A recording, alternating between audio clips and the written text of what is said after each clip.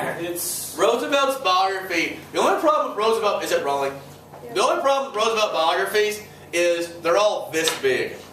Because he did so much, and he read. He had 5 kids, and in the White House staff hated them because they were wild.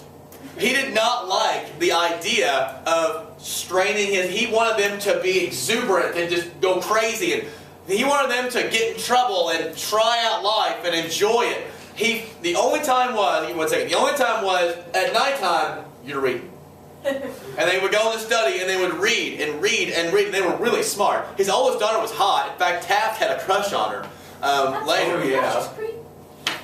I guess I don't know what it's like. She's 12. I guess it's not that big of an age difference. If she. Yeah, well, it was about 20 years. Okay, so yeah, that's creepy. That's not if a 35-year-old having a crush on a 15-year-old is creepy today. It still would be creepy back then. They just didn't acknowledge it. Well, that's what we call progress. Right? It's progress. Loretta Lynn got knocked up when she was 13, and he was about 40. So when he got he wasn't that old. He was 30-something. So what's the next move that Roosevelt's going to do? Well, he creates a new department. He creates the Department of Labor and Commerce. Later under Taft, this will be divided between the Department of Labor and the Department of Commerce, which is still up today. But under Roosevelt, you had the Department of Labor and Commerce. What do you think the whole purpose of this new government department was for? Trust busting. Yeah, it was to settle disputes. It was to encourage business. Again, Roosevelt was not anti-business at all. But he was also not necessarily anti-labor. Now, he was very much anti-radical. But this was to settle issues between commerce and labor so we could get on. Think of it this way. After the stock market became regulated by the Securities and Exchange Commission, a lot of regulation, do you think the stock market had more or less participation? More. A lot more.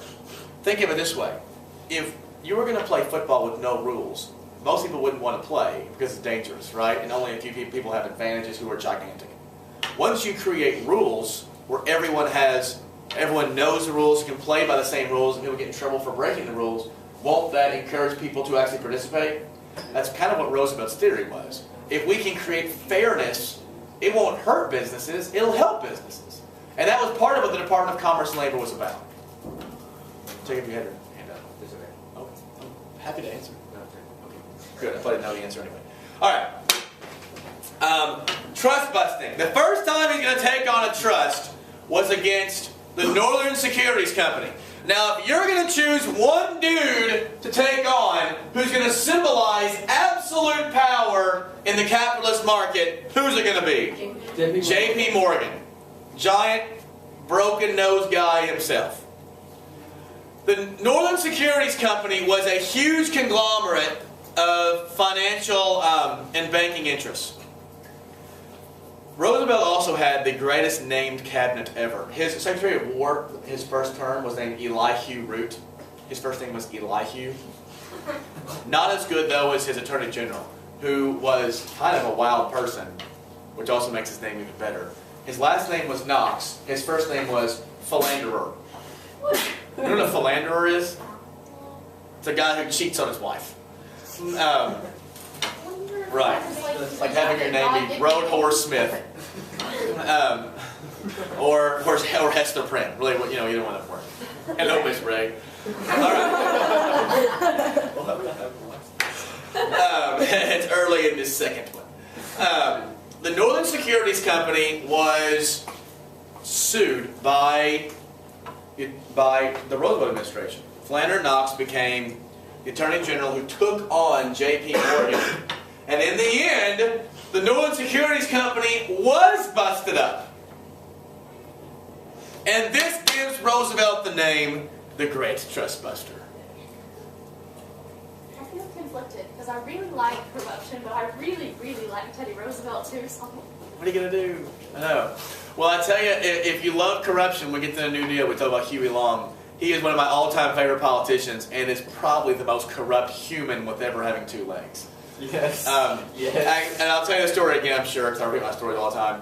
At one point, there was a guy. He was a governor of Louisiana, and there was a guy he didn't like, who was a assemblyman, like a state legislature. And so what he did was he had a hole drilled in the top of the legislative building. What? That every time it rained on this guy's head. How great is that? Like, if you're gonna get back at someone, that's just awesome. That's the I know. best. I know. Hunter. In fact, Huey Long was assassinated, and he was assassinated by a judge or a doctor, one of those. Like usually it's like some crazy, Eastern European radical or something like that. This was not from 50 yards away in some bush. This was in the Capitol building with everyone around. Rich guy came up and shot him. And that's how Long died. I didn't see that he had a gun. Gun schmud. Alright, let's talk about the Elkins and Hepburn Act. This is all about, again, if you notice, this is all about controlling corporations. The Elkins and Hepburn Act went even further than the Interstate Commerce Commission. This was regulating railroads beyond where they had been regulated before. So it's acting as another barrier or another wall of regulation that these companies had never experienced before. Think about this. This is all happening in his first term. So in a couple of years, he's busting up a trust. He's forcing arbitration on a company. He's strengthening regulations. He's creating the Department of Commerce and Labor. Consumer protection, because of the jungle, the Meat Inspection Act and the Pure Food and Drug Act were passed. In fact, the jungle scared the bejesus out of everyone, right? Everyone was bejesusless. And so... Where'd my bejesus go? Right, I have bejesusless. My Lanta, I'm without a bejesus. I'm sans bejesus. Roosevelt and a lot of government officials were like, okay, this book is bad, but it can't be that bad. So they actually had government officials go into these meatpacking places to see if what was written in the jungle was even remotely accurate. And what they found was it was worse. It was worse than Upton Sinclair had written about. And this, any bejesus that they had left because it compelled the government to act. And now all of your meat is inspected. In fact, if you go to Purnell Sausage, you can eat off that floor. Pun completely intended. You can eat off the floor at Purnell Sausage because it has to be cleaned by federal regulations. In fact, FDA people, Department of Agriculture people are there making sure that the meat isn't mishandled, that the meat is properly sanitized, all of it. The Pure Food and Drug Act creates the FDA, which makes the government approve drugs to be sold on the market and food to be sold on the market. In fact, can you sell goods that aren't approved by the FDA? You can, but what do you have to put on your box? Not approved by the FDA. And if you're not approved by the FDA, what are essentially you telling the people? Yeah, this is a pill full of shark piss, right? Watch it where you're going. Hannah. So how did Upton Sinclair get his information for the jungle? Like, did he go into Yeah. the factories and did he work, or did he just stand there and observe and get sprayed? I think that's a great question. I don't think he worked for a long time. If he did, I know he went in and he observed a lot of them. But I feel like if you're a meatpacking industry, you're not gonna be like, hey, walk right in and watch people. Yeah, you know what? In full disclosure, I would be happy to make up an answer, but I don't know that answer. I know that he went to them, but I don't know if it was as a participant or as an observant. And so I hate to, but if you want me to make it up, I will. Also, like, if you're a meatpacking person and jungle comes out, why would you not clean up your act? Right. Put everything under the bed. Right. Right. I feel like that would take a lot. Well, that is a logical question, but the answer is more complicated because you're talking about massive amounts of workers and institutional issues, right? Like in terms of, cleaning that up and cleaning up the way you do work is really hard to do when you have that many people. also, you're living in a world where up until Teddy Roosevelt, when a company was getting called out, they would just not care. Right? I mean, no one regulated them. So if you haven't been, I mean, you've seen kids who have never had rules placed on them ever, and they show up to school and they don't know what to do. Yeah. It's like that. They haven't. These people don't know what regulation's about. They don't know. So, like, have you ever seen a kid in class who's never, never been told what to do, and you say, "You need to sit down now," and they don't.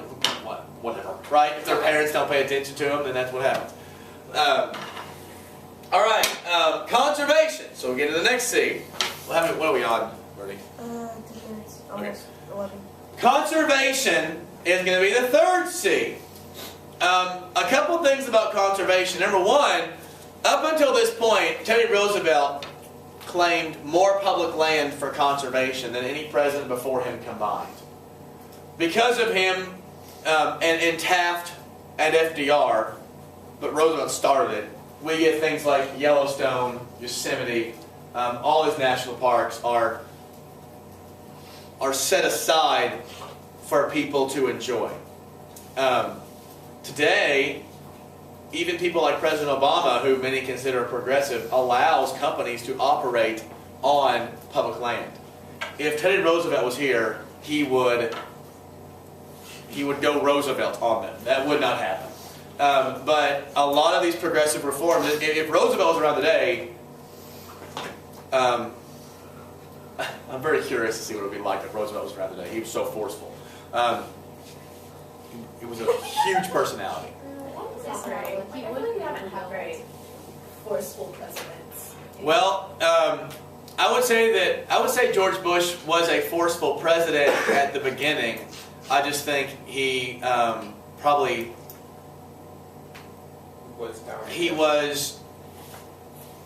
his forcefulness wasn't as progressive.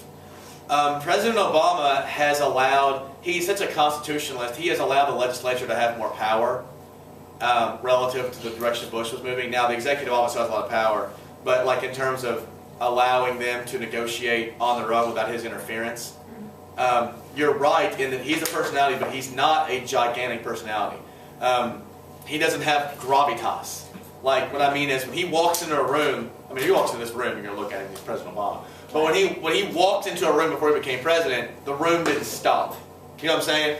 There are some people, when they walk into the room, everyone knows that's the guy, or that's the girl. Does that make sense? Clinton actually had that. Clinton was individually a force. I told you about the woman who met him, the airline person. I tell you about that? Yeah. I mean, he just had something. Reagan had that too. I mean, he had something. Reagan was a huge personality.